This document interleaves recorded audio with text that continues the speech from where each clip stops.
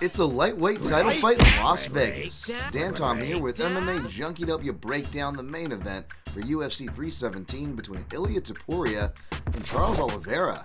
With Islam Makhachev vacating the lightweight title and going up to welterweight, well, the 155 belt is up for grabs, folks, and the former champ Charles Oliveira feels up to the task. However, the former featherweight champ who never lost his belt in the octagon, Ilia Topuria, he also feels up to the task, so much so that he vacated said belt, and now he has joined the party at 155 pounds.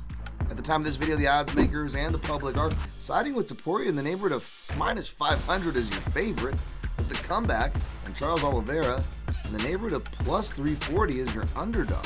Now, seeing the line this wide definitely makes you look toward the underdog, especially a lovable and dangerous one like Du Bronx Charles Oliveira. Of course, he is the submission wins leader, and he also has some striking on the feet that even Topuria will need to respect as far as the knees, front teeps, head kicks, and uppercuts, given Topuria's dipping and slipping heavy boxing centric stance propensities.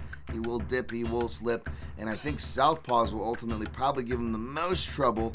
But if he wants to go to the ground, well, he's going to be careful against Oliveira. Topuria tends to shoot with his head to the right, and Oliveira, all his front chokes are with that left side. Now, those puzzle pieces were in place ahead of his Islam Makhachev fight, and matter did it not. That being said, it is something to look out for. However, I don't disagree with who is favored, although I do think these odds are a bit wide. I do think Topuria's body work, timing changes, and ability to punch around and through the guard could have some real success considering the traditional troubles of Oliveira. But for more on that, stats on each fighter's game, pathways to victories for both, and why I'm probably siding toward the favorite, though I'll be secretly rooting for the underdog. Well, check out my in-depth breakdown over at MMAJunkie.com, where you can find results this weekend.